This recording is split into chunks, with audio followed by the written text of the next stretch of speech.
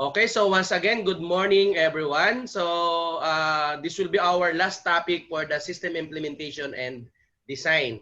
So advanced system design and implementation rather. So to discuss about the user interface callbacks and MVC pattern, please let us all welcome Sir John Ray Mansanal. Take it away, sir. Hi, so again, good morning, classmates. Good morning, Doc.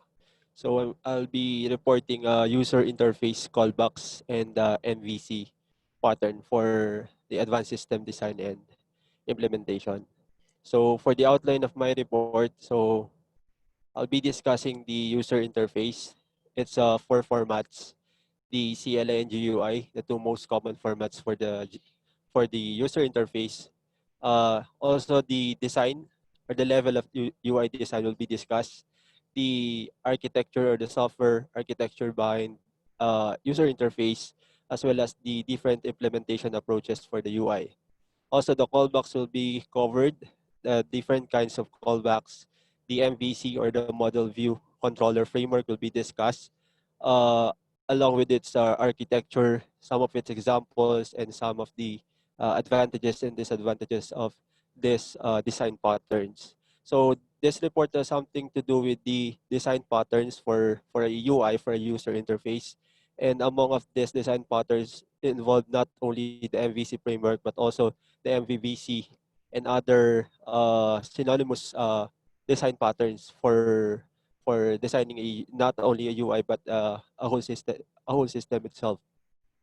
So for the user interface, so let me just define some of the basic uh, for the UI or user interface. As we all know, the user interface is the front end application view or access points to which us users interacts in order to use the software, which performs two basic functionalities. So it performs accepting user input and it displays as the output. This is the user interface. As well as the user interface comes into four formats. So the most common nga is the GUI and the CLI, or sometimes called as the CUI. So here are the four formats. So the first one is the text-based user interface. Also, we have the GUIs or the graphical user interface. And because of mobile technology, the rise of mobile technology, we now have the voice-controlled interfaces, and also the gesture-based interfaces. So these are the four formats. So here is the command line interface. As alam naman natin what is a command line interface, what are the elements of a command interface. This is, from the diagram, this is an example of a CLI from a Mac operating system. So a command is a text-based reference to set of instructions which are expected to be executed by the system. So there are methods like macros, scripts that make it easy for the user to operate. So as a form of comparison lamang between the CLI and the GUI, the CLI uses less amount of computer resources as compared to the graphical user interface. Kasi we all know for graphical user interface, employs a lot of resources because of the unique design na meron yung user interface as opposed to this CLI na kailangan lang ng just purely text-based command. And also, the command line interface offers high precision and speed as compared to its counterpart GUI. CLI sometimes called by others as the CUI, or we refer to them as the character user interface. For the graphical user interface, so this is a typical example of a graphical user interface with the following elements. It has the icon, slider, status bar, and other basic elements of a GUI. So the user interface or the graphical user interface, so sometimes called as the GUI, provides the user graphical means to interact with the system. So GUI can be a combination of both the hardware and software. So typically, GUI is more resource consuming, as I stated from the previous slide, than that of the CLI. But with the help of the advancing technology, now the developers or GUI works with more efficiency. Okay, let us now talk about the different level of UI design. So this design level, meron tayong 4 levels of UI design. So starting from the conceptual level. So this levels is actually ang approach niya is a top-down approach, which is from general to specific. So mangyayari muna from the conceptual level if magde-design tayo ng user interface, starting muna sa kauna-unahan, which is the conceptual level. And this conceptual level, as described here, is the designer must describe the basic entities, considering also the view of the users as possible to them. Also, after the conceptual level is the semantic level. So for the semantic level, it describes the functionalities from the actions of the conceptual level. And for the syntactic level, it describes the sequence. It has something to do with with the sequence or the structure of the design. And at the lower level, sa pinakadulo na nga, as we go through the specific level, is the lexical level, wherein the designer something will interact to the tokens created from the syntactic level. And here are the basic or the detailed explanation for these levels. Starting from the conceptual level, so as you can see from the graphics, so conceptual level build conceptual model of the system. It contains all the objects and the actions, the objects and actions users need to know about the use of the system. Let's say, for example, so to use an ordinary text editor with a graphical user interface, of course, to use the text editor, user needs to know about characters, paragraphs, line heights, kernings, and the actions they can do with them, such as copy pasting. So from this level, starting from this general view of the user design from the conceptual level, is dinidesign niya ano ba yung dapat na laman nung aking user interface. What would be the object? What would be the associated functions from the object na meron ako doon? So this is the conceptual level. Now, going to the second deep level is the semantic level. For the semantic level, it has something to do with the functionalities of the action. So after you define all the objects from the conceptual level and the necessary functions, now is the time for you to describe the functions. So ano yung magiging functions and methods na gagawin ng mga actions na yon. So as stated here, specification for each action identified in the conceptual level, or there are also other actions for those actions as well. So, or sub-actions, and also what would be the behavior of these actions in terms of, for example, nagkaroon ng error, there's a possible error, and also and the parameters involved for these functions. And like for as an example, for the text editor kanina, dire-diretso naman to, a text editor has a function for user to copy characters. So function has parameters which tell what characters to copy and from where. Function shows which characters are copied and shows error if copying is impossible. So from this level, after mo ma-define na meron tayong actions na copy and pasting, now from this level, dito mo, as the designer, dito mo sisimulan na i-define all the parameters associated with the functions. Like for example, the functions here is for copy and pasting. So what would be the parameters for copy and pasting? That is would be designed under the semantic level. And under the syntactic level, we're talking about the sequence or the structure na meron. So ano ba yung connection from the actions na na-create natin and to the attributes or to the objects na meron tayo? What would be the connection? So from the syntactic level, we define this connection or the structure and or the substructure using the previously stated method or technology kanina of Ma'am Jonah, which is yung using the state diagram. So syntactic level employs state diagrams, or I can say this is this is not a this is a finite state diagram that tells the certain sequence of actions that can be performed for a certain this is a text editor. This is an example of a text editor. So as you can see from the table, from the graphics, uh, the underlying component is the action from the user, while the other one, itong nandito sa ilalim, is the system response. Say for example, these are the tokens created from this state diagram. So the tokens are to create a layout plan, and a sub token for this, or the sub token for this is to set the title, add a symbol, because this is a diagram for a graphical editor. The user has also the options to exit, to set the window, and to delete the symbol.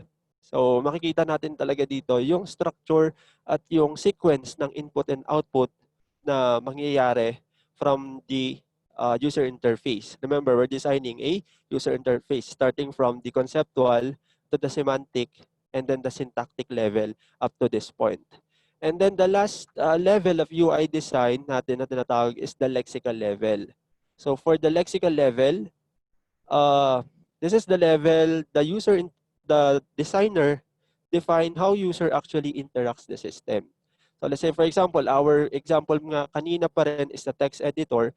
So now after mo ma-define on your conceptual the objects na kailangan and the actions required for the user to use the text editor, and on the on the semantic level naman is the functionalities, and for the syntactic is the structure. Now for the lexical level naman is yung actual na magiging the actual action of the user. Let's say for example, para makapag-perform siya ng copy and pasting, so syempre the user needs to use a pointing device like a mouse to invoke the copy and pasting function.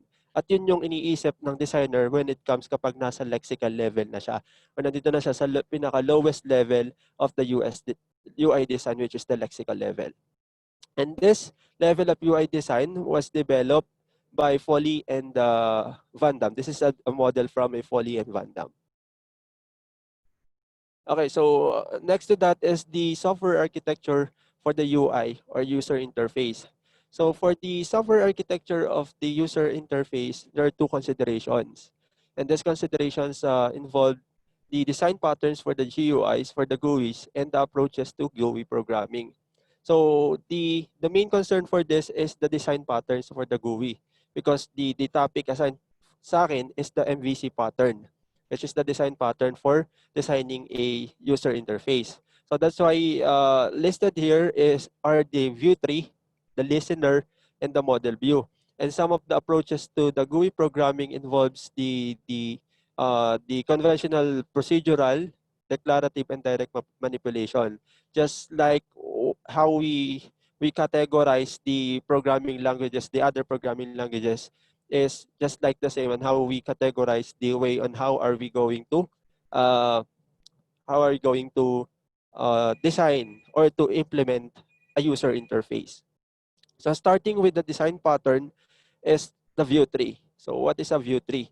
For a user interface, for a GUI or a graphical user interface is a structured as a tree of views. This is a tree of views. As you can see, this simple this is a designer. This for a logic circuit.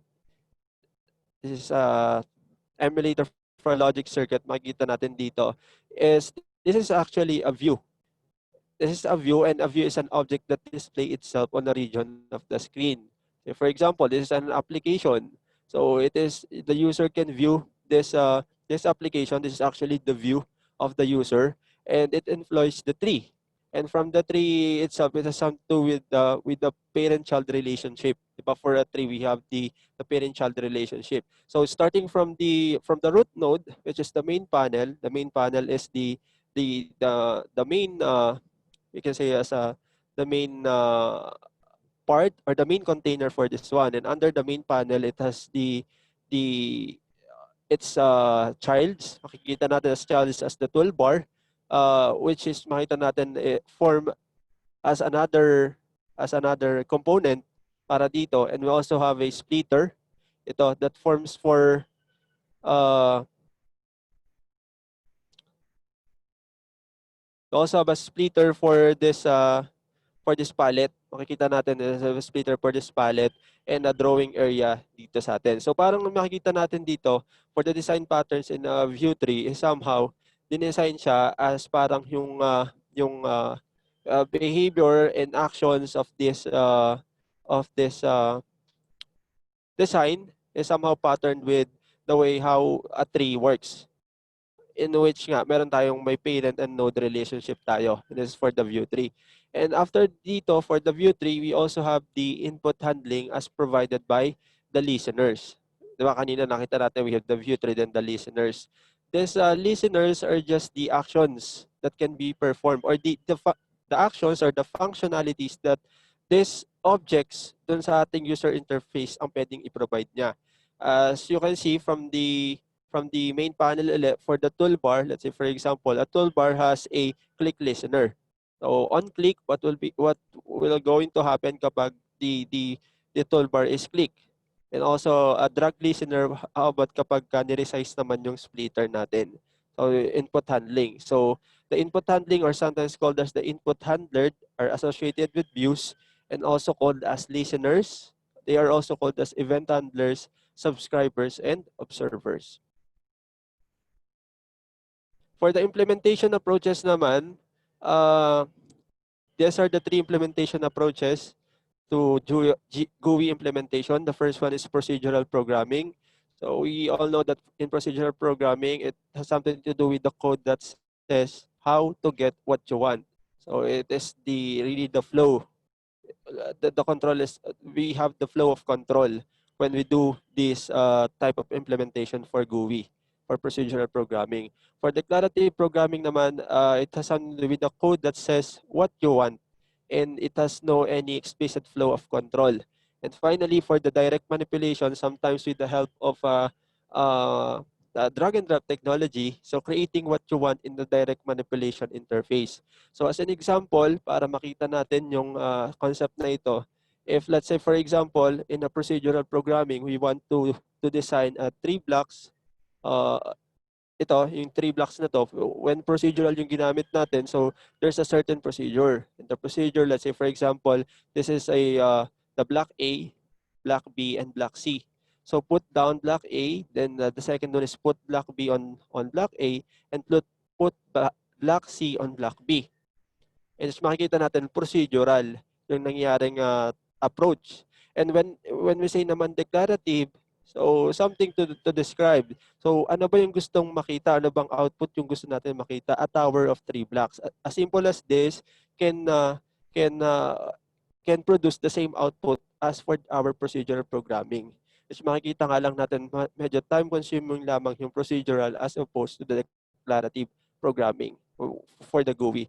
And as well as for the direct manipulation, ito yung ito yung direct. This is the direct output na gustong makita for the user interface. And as for more example, ito pa yung more example ng GUI implementation process. Ayan. So kapag sa procedural programming, 'di ba, for example, magki-create tayo nitong simple text box with a simple button or link dito, some images and text na involved. And for JavaScript, can procedurally mutate a view tree. And this is a procedural view tree. So para ma-create ito, so there's a procedure. So we all know naman how to develop or how to code this simple objects for the web natin. And this is procedural yung approach niya. At yung approach naman niya is for HTML, approach naman natin dito is declarative. So for declarative, ito naman makikita natin. For declarative, somehow with this same output, but with different approach of coding, because this is a declarative way. And if dun sa pangatlo naman, syempre yung pinakamadali natin is with the help of the drag and drop technology. Ito na nga, with the help of the Adobe Dreamweaver.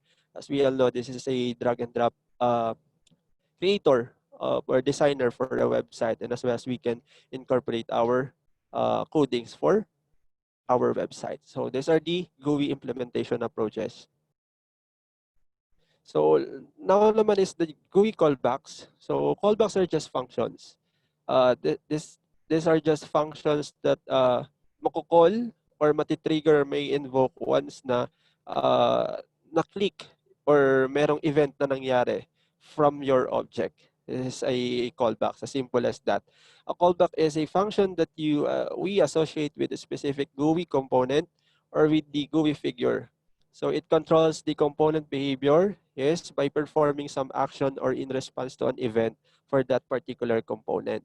So also the callbacks controls how the GUI responds to events such as ito nga, button clicks, menu item selection, window resizing, or the creation and deletion of components. These are just as simple as the callbacks na tinatawag natin. And we have different, presented for the next slide, we have different types of callbacks. So kinds of callbacks. So as provided from the table, from the first column, we have the callback property. The second column is the description of the callback and the components associated for the callback with the third column. As example, as you can see, for the button down function, this is the description. And the description is to execute when the user presses a mouse button while the pointer is on or within 5 pixels of a component. So the involved components for the button down function are the axis, figure, UI button group, UI control, and the UI panel. And likewise also for the delete function, you can see so performs cleanup operation just before the component is destroyed. This is the description of this callback property. And the involved components, ito na nga, meron tayo dito mga, just like sa kanila, UI toolbar, toggle tool, and other. And the rest are just the kinds of callbacks.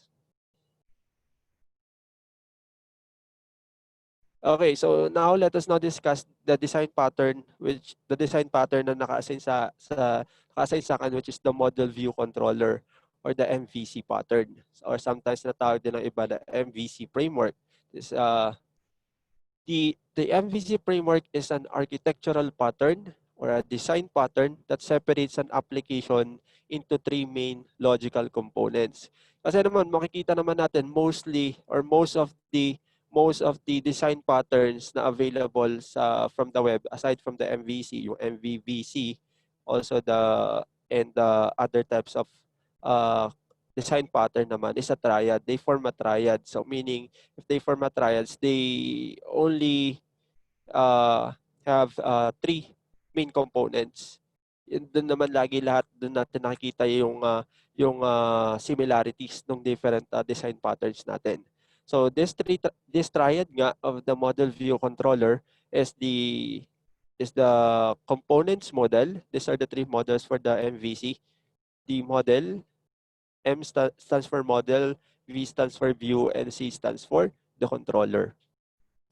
So the MVC separates the business logic, which is the business logic dito is our model because it's the source of our data, and presentation layer, which is our view from each other. So kaya makikita natin ito first sa high decoupling of the business logic from the presentation layer. The MVC offers the highest degree of decoupling of the business logic and from the presentation layer. So also traditionally used, this pattern is traditionally used for desktop GUIs, and nowadays some of the web applications also utilize this kind of design patterns, and for mobile applications. So some history of the MVC. So the MVC architecture first discussed in 1979 by Renskog, and MVC models was first introduced in 1987 from the Smalltalk programming language. Also, MVC was first time accepted as a general concept noong 1988 from a certain article. And the recent time, the MVC pattern is widely used in modern web applications. So what are the popular MVC web frameworks? So the web frameworks for MVC, nakita natin PHP MVC. Diba? So yun yung kadalasan natin nakikita. So involves the Ruby on Rails. It offers the frameworks for Ruby on Rails, the Django, Cake PHP, the Yi, Cherry Pie, Spring MVC, the Catalyst, Rails, Send framework, the Code Igniter, Laravel, Fuel PHP, and last is the Symfony. They all supported this MVC Web Framework. For the architecture of the MVC, so let us talk about the architecture, the components or the triad. So this, from the diagram, we can clearly see the three components, so the view, controller, and model. So simple lang naman nag-work yung design pattern na to for the MVC. This design pattern works as simple as we can see that the model includes all the data and its related logic. The view present data to the user or handles user interaction. And the model and view ay separated by the controller. So the controller, siya yung nagda-direct ng instructions from the view to the model and going back from model to the view. So parang ganun yung nangyayari. So if we're going to analyze the situation here, this is our user for our the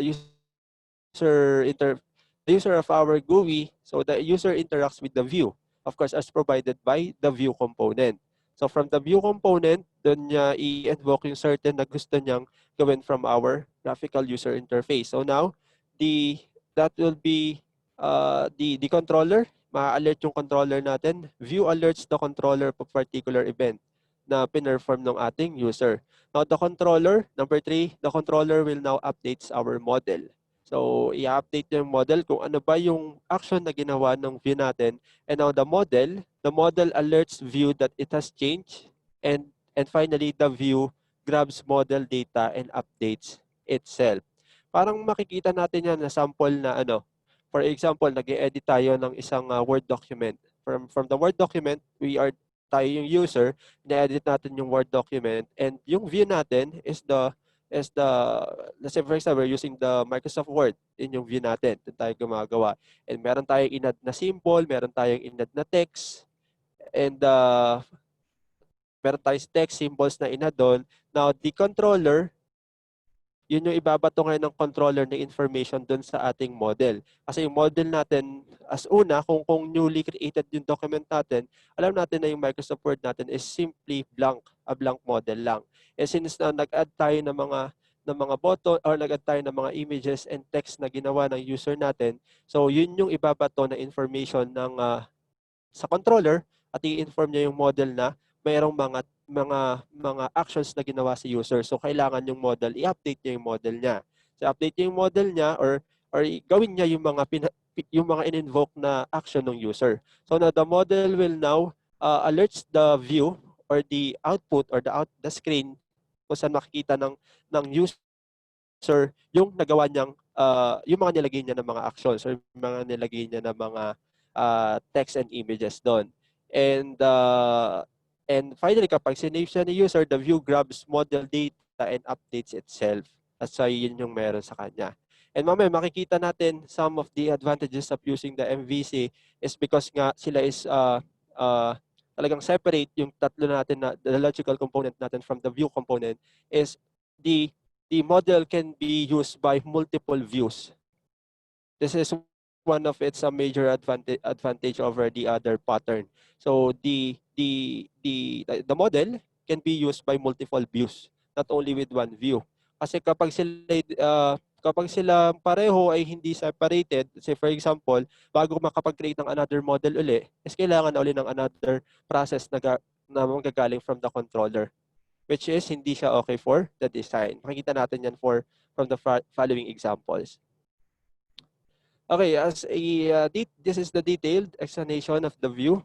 So part of the application that represent the presentation of data. So anything na nagpe-present sa atin ng information, presenting in terms of output, views are created by the data collected from the model data, as from what we can see from the previous diagram.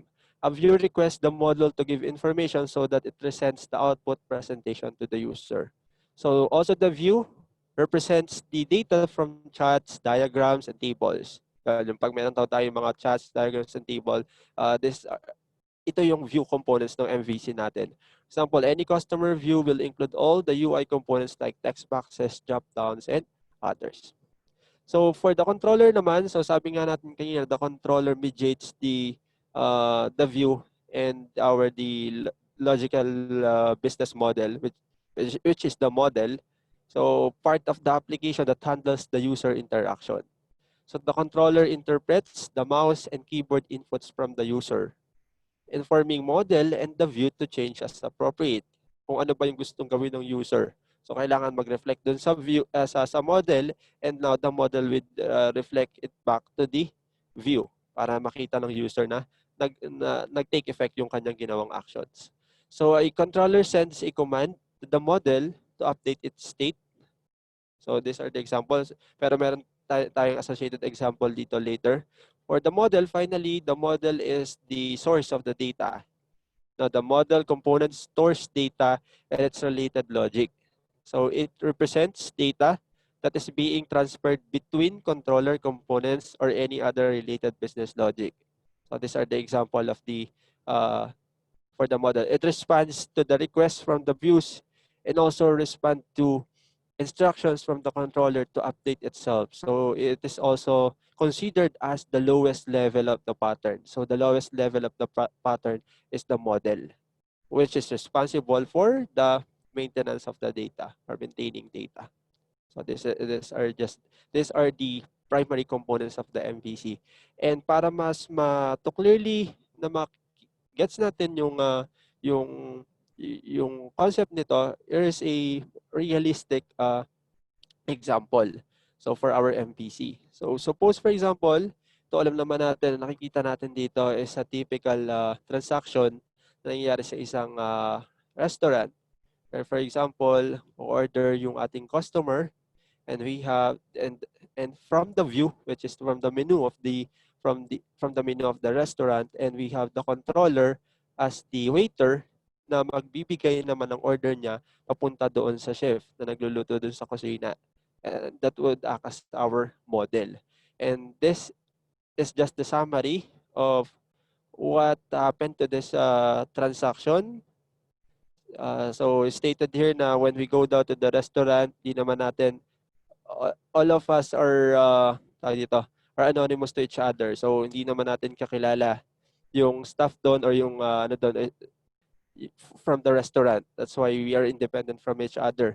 So hindi tayo diretso na pupunta sa kitchen to prepare our food. So mangyayari, ikaw as a customer will look for the menu, and then this is considered as our view. And then para maipadating mo siya with our chef is through the controller, which is the waiter. So the waiter comes to you and you just order the food. The waiter doesn't know who you are and what you want. You just written down the detail of your food order. So then the waiter moves to the kitchen. In the kitchen, the waiter will not prepare your food because yun nga lang ang function niya. Kasi ang maganda dito kay MVC, kung ano lang yung function niya, since independent nga sila from each other, yun lang talaga yung functions na ginagawa nila. And since hindi trabaho ng waiter na kulutuin or prepare talaga yung food mo, gagawin lang niya is after niyang ma-inform yung chef natin is to balik siya sa'yo, ibibigay yung table number mo for your order. So the cook then prepared food for you. So he uses some particular ingredients na nakalagay dito. And yung mga ingredients, suppose daw the customer ordered daw a vegetable sandwich. So these are the ingredients. So bread, tomato, potato, onion, beet, cheese, and other. And the sources is the refrigerator. So this could be our data, or the sources of this menu is from the refrigerator. So the cook will finally hand over the food to the waiter. Now, it is the job of the waiter to move this food outside the kitchen. So now waiter knows which food you have ordered and how they are served. So that is the typical implementation of an MVC pattern for this example. As a result, ito yung mga nangyari. Ang view natin is the customer. Ang waiter natin is our controller. Yung cook natin o yung chef natin is our model, and yung data natin dito is mula coming from the refrigerator since the customer is ordering a food. This is a typical example for the MVC. Another example is the car driving mechanism. It's another example of the MVC model. So, ganun din lang, same with how we interpret the example for the restaurant transaction. Ganun din lang nangyayari dito. So, from this figure, we can directly see that the view is from the dashboard of the car, of the automobile natin, the user interface natin, and our controller is the engine. The controller is the engine and our model is the fuel. So para mapatakbo natin to, we need a model or a fuel para magawa to. So these are the car runs from engine, take fuel from the storage, which is our data, but it runs only using mentioned user interface devices. Thus, this is an MVC pattern. This is for the second example. So let us now discuss the advantages and disadvantages of this MVC Pros, of this MVC. So some of the advantage of the model view, yun ang nasabi ko sa inyo kanina, it offers a high degree of decoupling. So it's a separation of responsibilities. So each module is responsible for just one feature, which is for the model, simply the data. That is the responsibility of the model. For the view, its responsibility is for the input and output. And for the controller's responsibility is the interaction or the communication between the model and the view. So thus it offers decoupling. So decoupling in terms of, ito makikita natin, the view and the model are decoupled from each other so they can be changed independently. Ito yung na-explain ko kanina that the kapag MVC pattern, multiple views can use the model. So model can be reused with any other views. Multiple views can simultaneously share the same model na pwede niyang i-present with different views. And views can be reused for other models. Ito yung okay or maganda dito sa ating MVC pattern. While meron siya mga advantages, meron din naman siya mga disadvantages na provided dito. So the first one is, most of the advantages dito more on the technical side from the controller. Kasi daw, based sa mga iba kong nabasa for the MVC as compared to other design patterns, yung burden daw talaga for the MVC is nandun sa controller, dun sa programmer na encode ng lahat ng mga complex tasks for the controller. So the first one stated there is the difficulty of using MVC with the modern user interface. There's a need for multiple programmers to conduct parallel programming and knowledge of multiple technologies and maintenance of lots of codes from the controller. Ito na nga yung nakikita natin na pros and cons niya. Yun. So some of the other design patterns, if interested here with other design patterns na meron tayo. So aside from the MVC, we have the HMVC, which is the Hierarchical Model View Controller. We also have the MVVM, the Model View Model, that is the pattern. The MVP, Model View Presenter. The MVA, Model View Adapter. The PAC, Presentation Abstraction Control. RMR, the Resource Method Representation. And ADR, or the Action Domain Responder. And sabi ko nga sa inyo kanina, the commonalities sa kanilang lahat is they utilize triads. So triads meaning meron lamang silang three major components. And sabi rin doon ng iba from the blogs ng mga nakita ko, all these components naman daw, every one of the patterns is simply a different interpretation of the same underlying concept. Parang medyo in-enhance lamang, but the idea is still coming from the original MVC pattern. These are the commonalities. And these are the references from my report. So thank you very much for listening. Okay, so thank you very much, sir. Thank you very much uh, for your report.